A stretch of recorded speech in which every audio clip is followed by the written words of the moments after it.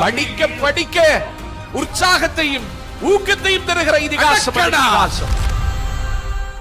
செந்தமிழே உயிரை நிறந்தேனே, செயலினை மூச்சினை உனக்களித்தேனே. ஒருவன் சொர்க்கத்திற்கு எப்படி போவது என்று கேட்டான் ஒரு அருளாளர் எடுத்து. அந்த அருளாளர் சொன்னார், நான் போனால் போகலாம் என்றார். நீங்கள் போகிறீர்களா என்று கேட்கவா வந்தேன்? நான் எப்படி போவது என்றுதான் கேட்டேன் என்று திரும்பவும் சொன்னார். அப்பொழுது அருளாளர் சிரித்து கொண்டே சொன்னார், நான் போனால் போகலாம் என்று சொன்னது உன்னுடைய செருக்கு உன்னை விட்டு போகுமானால் நீ சொர்க்கத்துக்கு போகலாம்.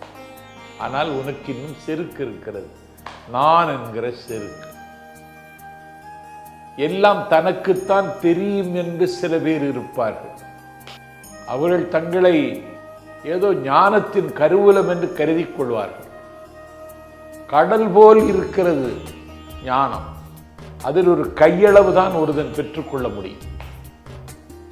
ஆனால் எல்லாவற்றையும் கரைத்து குடித்ததாக தம்பட்டம் அடிப்பார்கள், தாரை தப்பட்டை வைத்து முழங்குவார்கள். இது செருக்கு, சினம். ஒரு மனிதனுக்கு ஆகாது. சினம் சேர்ந்தாரை கொல்லி. எனக்கு சினம் வந்துவிட்டது என்றால் என் அருகில் இருக்கிற என் நண்பனுக்கும் சினம் வந்துவிடும்.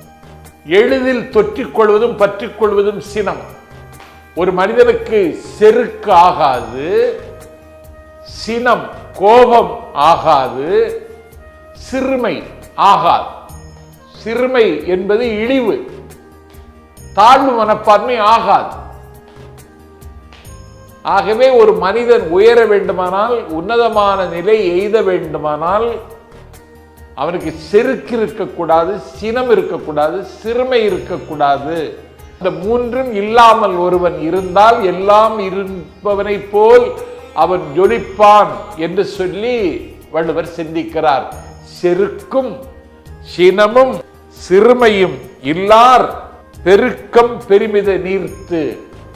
ஆகவே செருக்கை கைவிடுவோம், சினத்தையும் சேர்த்தை கைவிடுவோம், சிறுமையையும் சிறுமைப்படுத்துவோம்.